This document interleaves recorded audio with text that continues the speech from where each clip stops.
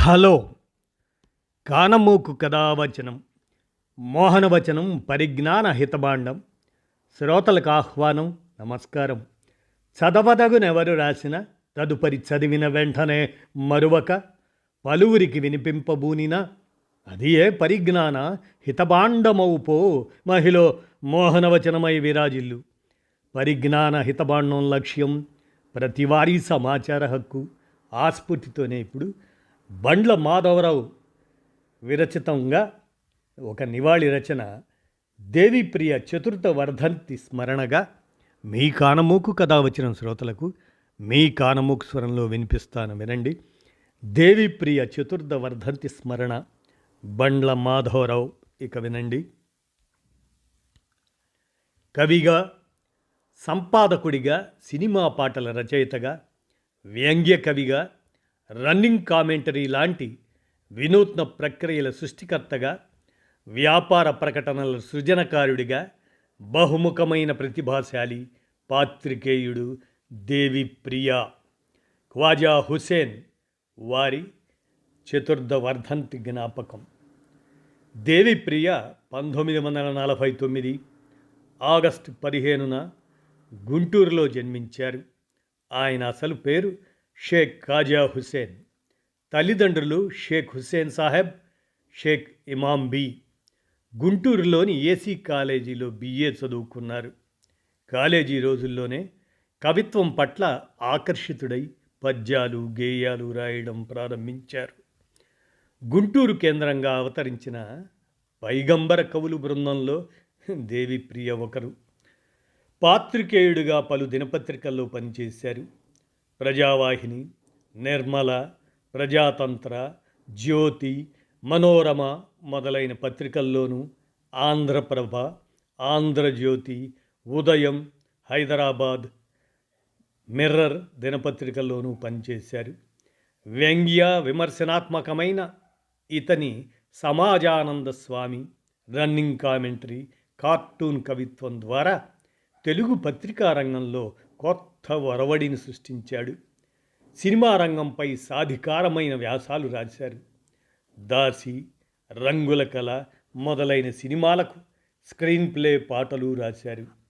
ప్రజాతంత్ర, Hyderabad mirror ఆ దినపత్రికలకు ప్రధాన సంపాదకులుగా పనిచేశారు దేవిప్రియ. జర్నలిస్టుగా దేవిప్రియ తన పొలిటికల్ సెటైర్తో పాటు వర్తమాన రాజకీయ సంఘటనలపై తెలుగు దినపత్రిక ఉదయంలో రన్నింగ్ కామెంటరీ అనే శీర్షికతో ఒక వ్యాసం రాశారు. ఆ తరువాత స్థానిక తెలుగు భాష వార్తా ఛానళ్లలో కూడా ఇదే వ్యాఖ్యానాన్ని అందించారు. వ్యంగ్య కార్టూన్లకు కూడా ఆయన ప్రసిద్ధి చెందిన చేయి. ఆయన వార్తాపత్రిక సంపాదకీయాల సంకలనాన్ని అధ్యక్ష మన్నించండి అంటూ సంకలనంగా ప్రచురించారు. ది హిందూ దాని ప్రకారం ఈ పుస్తకం స్థానిక భాషా పాత్రికేయులు, రచయితలు, రాజకీయ నాయకులకు అత్యంత ప్రాచుర్యం పొందిన పుస్తకాలలో ఒకటిగా పరిగణించబడుతుంది. తెలుగు దినపత్రికలైన ఉదయం, ఆంధ్రప్రభ, హైదరాబాద్ మిర్రర్, ఆంగ్ల వార్తాపత్రిక ది హ్యాన్స్ ఇండియాలో జర్నలిస్టుగా పనిచేశారు. కవిగా దేవిప్రియ ఆయన తన కవిత్వంలో ప్రత్యక్ష, అలంకార పద్యాల మధ్య చక్కని సమతుల్యతను తీసుకువచ్చారు. ఆయన తన కవిత్వం కోసం ఇతిహాసాలతో సహా భారతీయ పురాణాల నుండి స్వీకరించారు. ఇతని ప్రసిద్ధ రచనల్లో గరీబీ గీతాలు, అమ్మ చెట్టు, చేపా చిలుక ఉన్నాయి. మా భూమి కోసం జంబల్బరీ జంబల్బరీ అనే పాటతో పాటు రగులుతున్న భారతం, పల్లకి వంటి ఇతర చిత్రాలతో సహా తెలుగు సినిమాలకు గేయ రచయితగా కూడా పనిచేశారు. తన రచనల్లోని ఇతివృత్తాలలో ఆయన బహుముఖ ప్రజ్ఞాశాలి అని ఒక ప్రముఖ తెలుగు రచయిత, కవి శ్రీశ్రీతో పోల్చారు. సినిమా రంగంపై సాధికారమైన వ్యాసాలు రాశారు దేవిప్రియ. దాసి, రంగుల కళ మొదలైన సినిమాలకు స్క్రీన్ ప్లే పాటలు రాశాడు. ప్రజాగాయకుడు గద్దర్ ఆంగ్లంలో పూర్తి నిడివి documentary film music of A battle ship అనే పేరుతో దేవిప్రియ గద్దర్పై నిర్మించి దర్శకత్వం వహించారు. స్వయంగా మనోరమ అనే వారపత్రిక నడిపారు. హైదరాబాద్ మిర్రర్ దినపత్రికకు వ్యవస్థాపక ప్రధాన సంపాదకులుగా పనిచేశారు.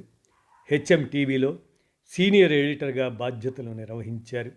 ఉదయం దినపత్రిక నాటి రన్నింగ్ కామెంటరీని హెచ్ఎం టీవీలో దృశ్యీకరించారు. దేవిప్రియగా తన రచయిత పేరునే స్థిరపరచుకున్న అరుదైన రచయిత ఈయన.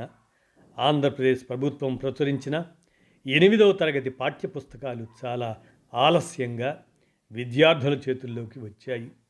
మార్చిన పాఠ్యాంశాలతో వచ్చిన ఈ పుస్తకాలలో తెలుగు పాఠ్యపుస్తకంలో సింగమనేని నారాయణ కథ పయనం, పైడి తెరేష్ బాబు గజల్ సమదృష్టి, దేవిప్రియ కవిత చిరమాలిన్యం అనేవి చేర్చడం సంతోషించదగ్గ విషయమే. అయితే చిరమాలిన్యం అనే పాఠం శీర్షిక కింద కవి పరిచయంలో షేక్ కాజా హుసేన్ అని బ్రాకెట్లలో దేవిప్రియ అని ప్రచురించారు. నిజానికి దేవిప్రియ అతని కలం పేరు కాదు. కాజా హుసేన్ పేరును పూర్తిగా మార్చుకొని ఆయన తన పేరును దేవిప్రియగా స్థిరపరచుకున్నారు. సాధారణంగా కలం పేర్లతో కవిత్వం రాయటం 70-80 దశకాల్లో చాలా విరివిగా కొనసాగింది. అప్పట్లో కలం పేర్లు లేదా తమ పేర్లలోని అక్షరాలను కుదించుకొని రాసుకోవటం అప్పటి కవులు రచయితలు చేసేవారు. అటువంటి పేర్లే ఆరుద్ర, ఆత్రేయ, కరుణశ్రీ, శ్రీశ్రీ, రావిశాస్త్రి, సినారే, బాపు ఇలాంటివన్నీ కూడా.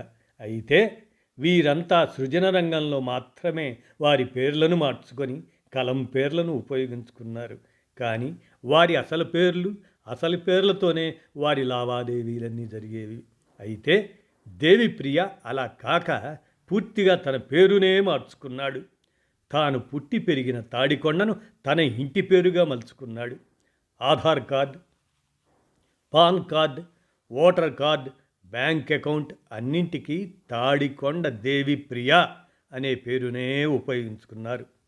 ఆయన శ్రీమతి పేరు తాడికొండ రాజ్యలక్ష్మి, కుమారుని పేరు తాడికొండ యువసూర్య, కుమార్తె పేరు తాడికొండ సమత. ఇక కాజా హుసేన్ అనే పేరు సృజన రంగంలో దాదాపుగా ఎవరికీ తెలియదు.